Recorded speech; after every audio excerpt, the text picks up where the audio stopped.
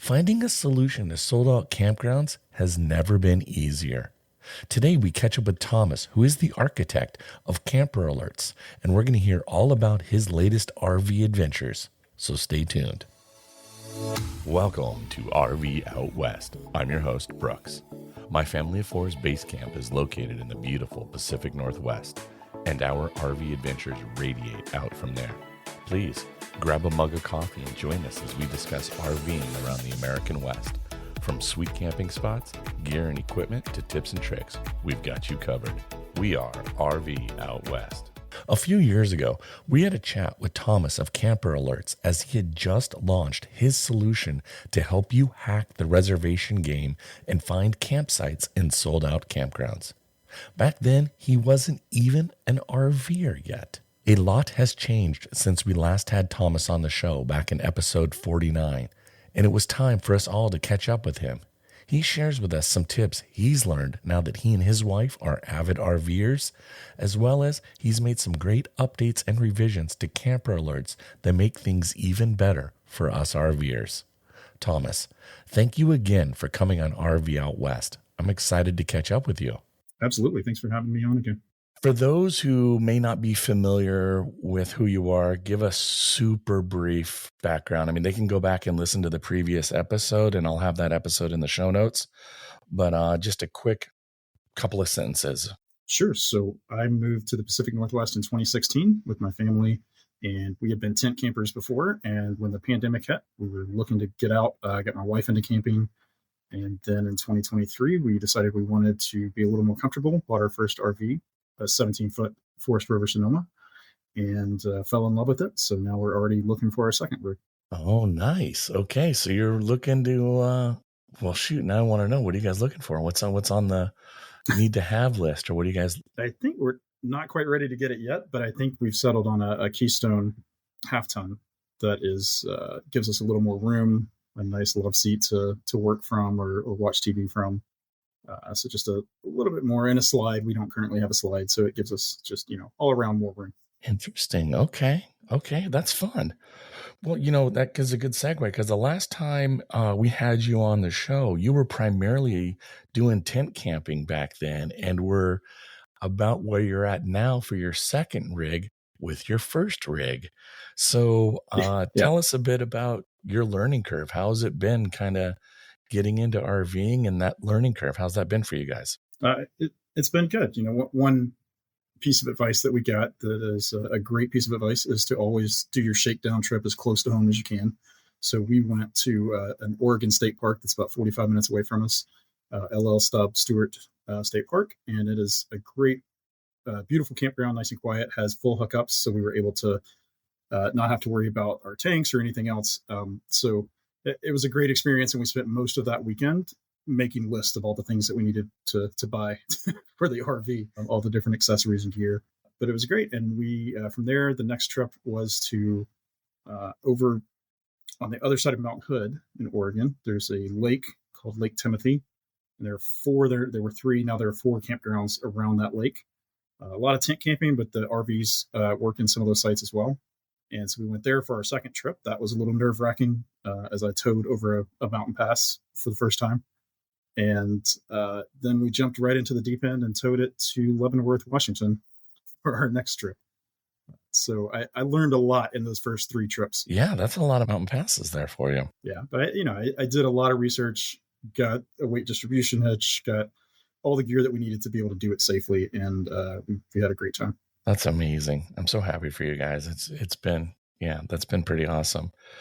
You had mentioned a little bit about kind of some of the things you learned, but do you have any nuggets or tips or suggestions on lessons learned that you would not want to make again to share? I mean, I think the number one tip I would give, other than just researching ahead of time, is just to be ready to go slow. Not just in terms of driving, but in driving too. You've got to get really comfortable with slowing things down, taking your time. It makes the experience more enjoyable for everybody when you do that, and makes it more likely that you're going to make it to your destination safely. Correct. And it's funny too, because if I recall, your wife was not a camper. No. And during the pandemic, you got her into tent camping. Um, has she taken to the RV life and is loving it just as much as you are? Absolutely loves it. Yeah, she loves it. She calls. We named our RV Short Stack because it's a little pretty short RV. Calls it our happy place, and we were just talking earlier tonight about when we're going to be able to go out for the first time this year. So yeah, I haven't booked. I've booked my first like de-winterizing trip at my just one I go to. It's like 30 minutes away from my house. It's a quick get out of Dodge, yeah, but it's close to a Home Depot and it's close to a Walmart. Because this year, we're going to do a big clean out and take like what stuff that's been in there that we haven't used in a long time. Why is this even in here? And try to lighten it up a little bit and, just go through everything. And then, of course, I'll have some of my just annual maintenance chores that I'll be doing. So it's kind of a chore camping weekend shakedown kind of thing to get ready for this season. But this is the first season I've not been crazy booking things 9 months out or whatever. So I don't quite know where we're going. We have a trip here and a trip there, but we haven't really booked much either. So yeah. Camper Alerts is going to come in handy this year. I have places I want to go and they're already booked. So tell me about some of those trips. Where have you gone? Kind of what's been some of your favorite places? I know you mentioned a couple of places already, but have there been other places you've gone? What have been some of your favorite places you've checked out? Yeah. So last year was we went to two different state parks for the first time. One of them, probably both, really, but one of them for sure, I learned about on RV Out West when you had someone from the Washington State Park System on, and she mentioned that her favorite state park was Ike Kinswa. I think I'm saying that right. I think you And are. I had never heard of that. I had never heard of that other than seeing it when I was building Camper Alerts. I knew that it was one of the state parks in that drop down. But knew nothing about it. So looked into it. We went there for the first time, just for a quick weekend. We found a spot that opened up, but had a great time. It's on a lake, so we were able to got some inflatable kayaks that we take with us. We were able to take that out and have a nice time in the sun. So that one was fantastic. Another place we went for the first time was Cape Disappointment. Definitely had to use Camper Alerts to snag a site there, but we were able to go there for a long July 4th weekend, and that is a phenomenal state park. You got in for 4th of July with Camper Alerts? I did. And that is amazing. We were not one of the sites right on the beach, but we were in the loop that is on the beach. And so we could just walk, 30 seconds from our site to be on the beach. It was real nice. And if I recall, those sites, though, no water and power, right? So you're pretty self-contained, correct? No, there is I want to say it's the A loop. They have 4 different loops there. At least one of them has full hookups, and that was the loop that we were in. So we were able to stay for, I think, either 5 or 6 days, and did not have to worry about running to a dump station or refilling water or anything else. So it was great. What are your thoughts on Cape Disappointment? Oh, we absolutely loved it. It's beautiful. Had a little bit of it is the only thing I would mention there is just that there's a lot of wind with it being on the ocean, even though we were set back away at our particular site. But there were a couple of nights where I did not start a campfire until a little later than I normally would, just because the wind was whipping so much that I was afraid it was going to blow an ember into a neighboring side or into a tree. Well, let's take a pause here and hear a word from our friend and sponsor over at CamperAlerts.com. The seasons may have changed, but that doesn't make it any easier to find available campsites. Now, you can get notified of sold-out campsites when they become available with Camper Alerts. Choose your campground, pick your RV-specific filters, and set an alert.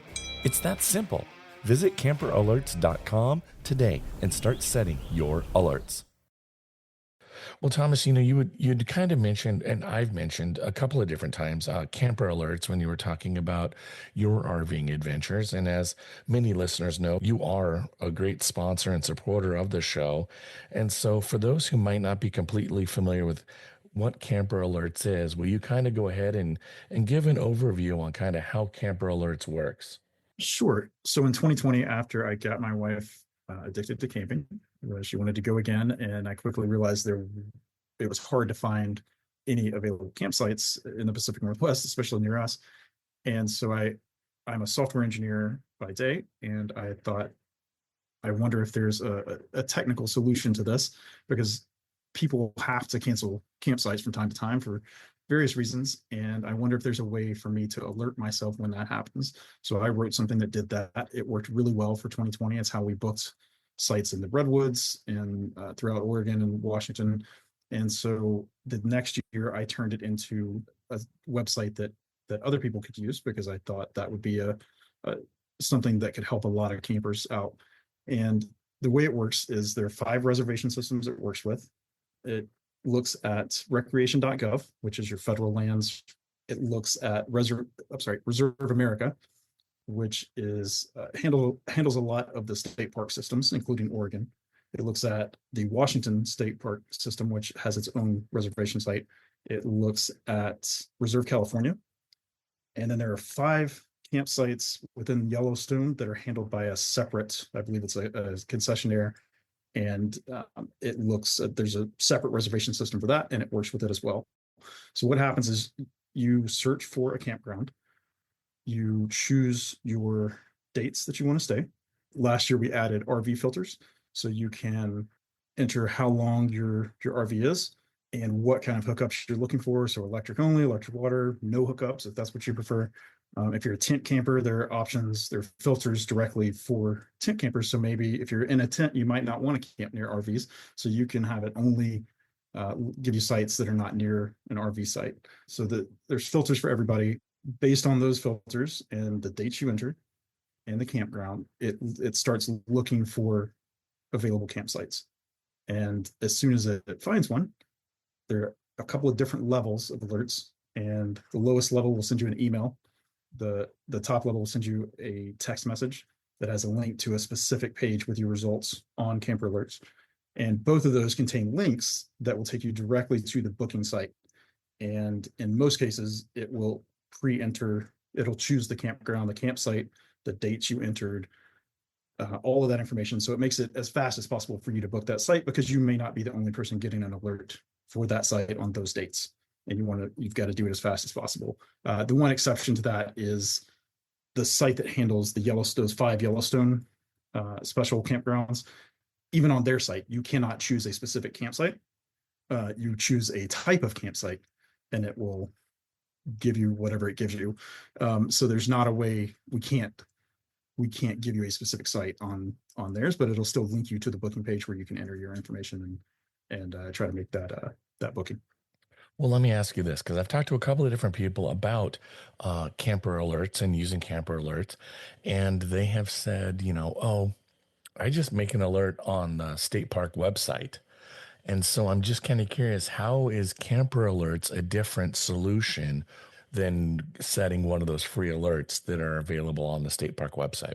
Sure. So those alerts on the individual reservation system sites are a fairly new thing, and they work differently on different sites. As soon as I started seeing them, I started testing for myself to see, okay, how does this compare to what I built? In almost every case, the camper alerts alert came in faster. So I would set an alert on the reservation site. I would set an identical alert on camper alerts, and then I would see, how it played out. And almost every time the camper alerts email or text message came in first. Part of that is because we're checking more often. Part of it, there's at least one site that all they really do is once a day, say 7 a.m., 8 a.m. each morning, they will send out a blast to everybody that set an alert with all the cancellations for the past 24 hours. If somebody canceled at, say, 7 p.m. the night before, you may never know that happened because somebody between 7 p.m. and 7 a.m. found that cancellation, maybe through camper alerts, and booked that site. So being able to get those cancellation alerts as quickly as possible is the key, and a lot of the reservation systems just don't do that. Which totally 100% makes sense. And I think that is one of the huge benefits to the different tiers. Let's talk about the different tiers of camper alerts and kind of what is the price point of each of the alerts and what's the, kind of what do you get in those 3 different tiers that camper alerts offers? So there are 3. There's basic, advanced, and pro. And the prices on those are currently $2, $3, and $5. The basic, the $2, is going to give you a single alert and a single date range. It's going to scan once an hour, and it's going to give you an email notification. The advanced is just $1 more. You're going to get everything that you got with the basic alert. You're also going to get the filters we talked about, so the RV specific or the tent specific filters. You're going to scan every 30 minutes instead of every 60 minutes. It's still an email notification, and you'll have the option if there's a specific site that you want to get. You've got your heart set on site number 44.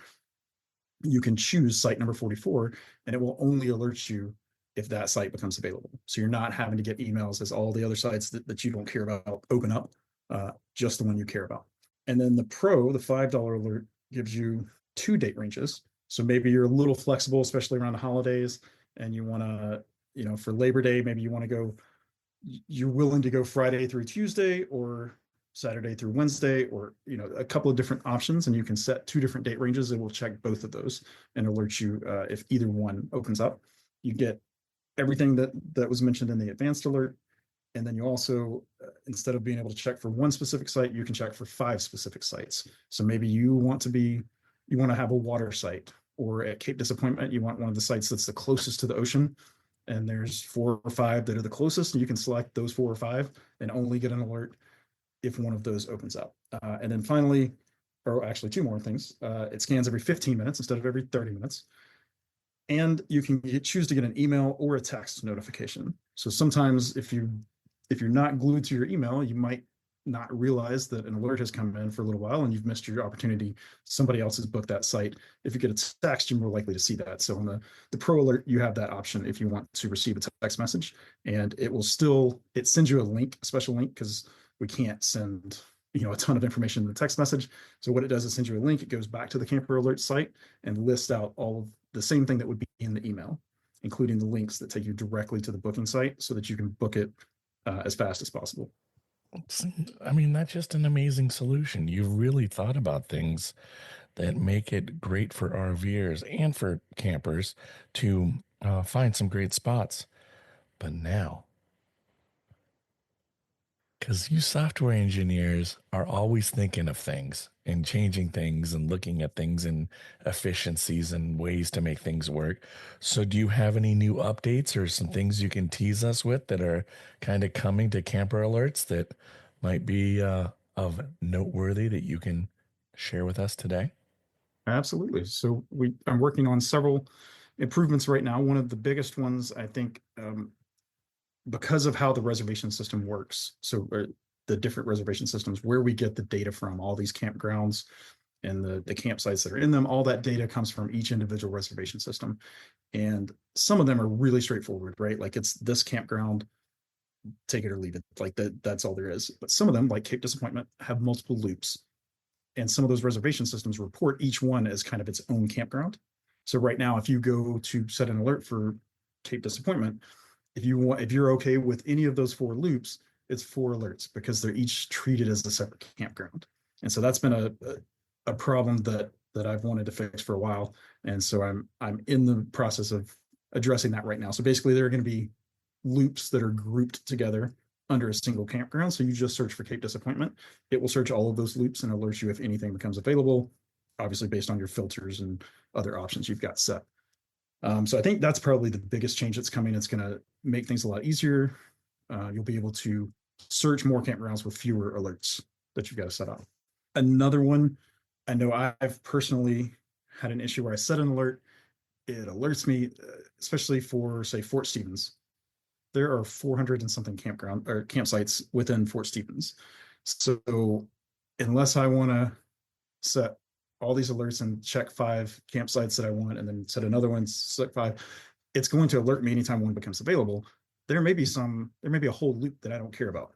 There may be individual campsites that it alerts me and says, hey, this one's available. And I look at it, for whatever reason, it's not going to work for me.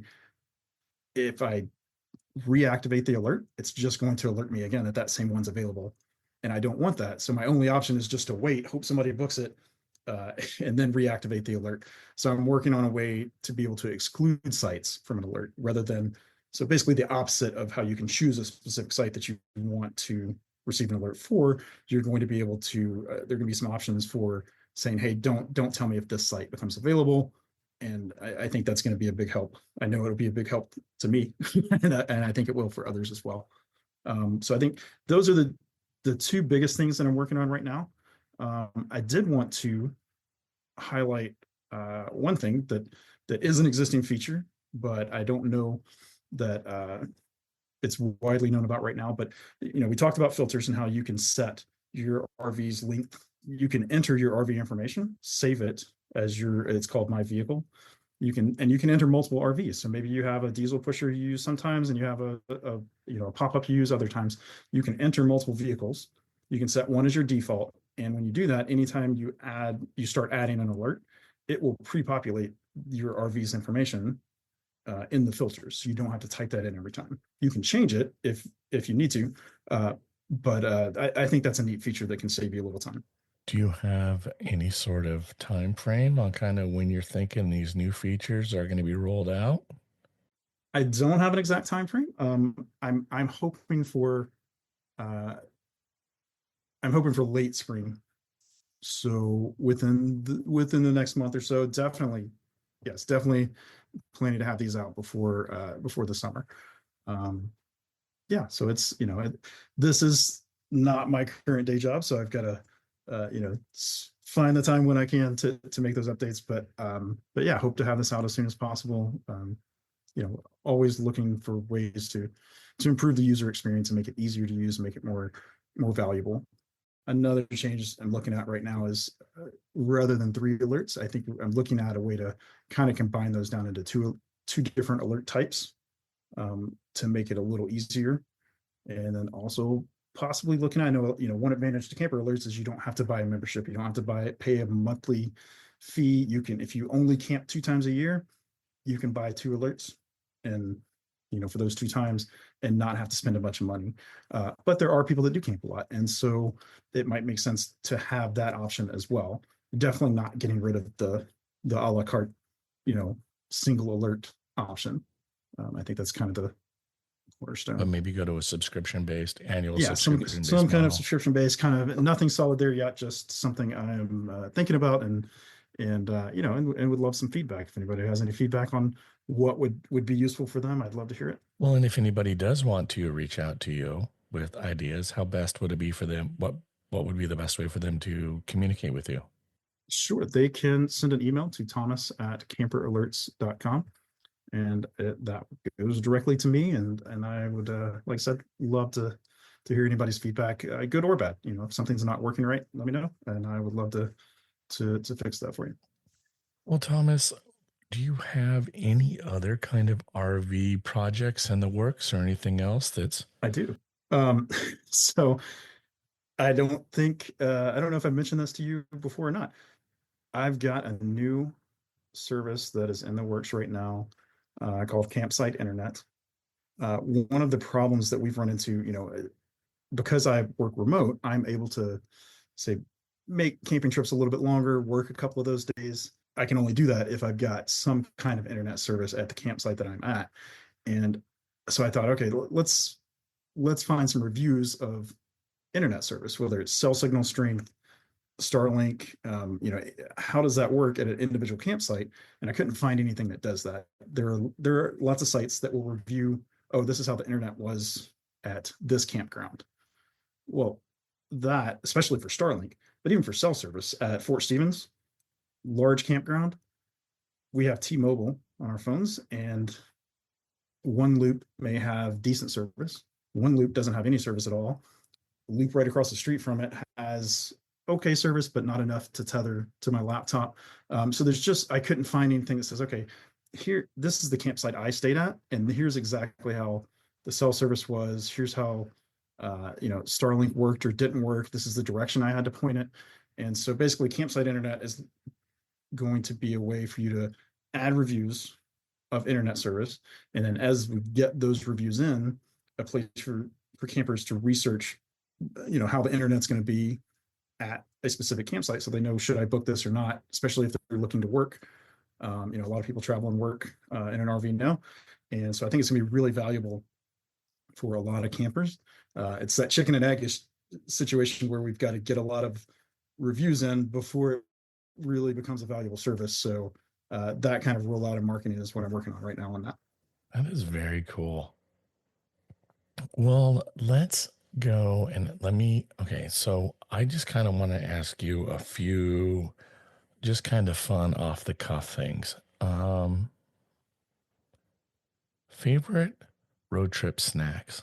Like, what are the must-have snacks in your tow vehicle when you're towing that, you've got a little bit of a drive in front of you? What are your must-have like road snacks? So my go-to road snack, even before RVing, and I don't know why, but it's always been Bugles. It's not a thing. Oh yeah, because they're amazing. They're delicious. Because they're amazing. I don't think it's a thing I've ever bought at a store to bring home, but I buy them on road trips all the time. Absolutely delicious. Yep, that's fair. I'm the same way. I didn't know that about myself until you mentioned it. You're right. I don't buy Bugles to bring home. They're only in the truck when I'm driving.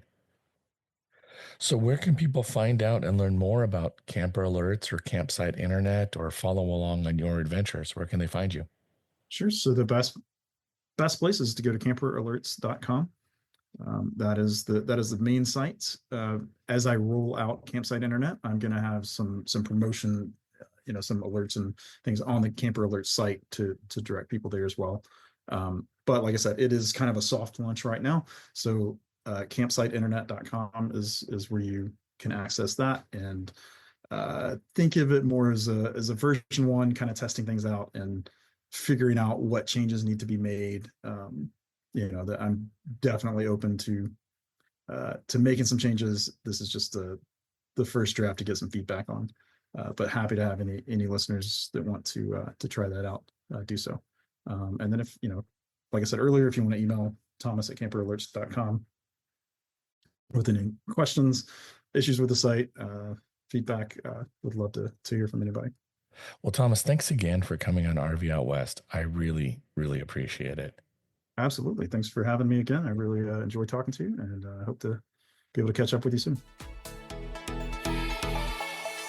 Thank you again for listening to RV Out West. I sincerely appreciate it. If you liked this episode, please share it with your family and friends. I'd also like to invite you to follow RV Out West on Instagram and Facebook, where you can join in on the conversation.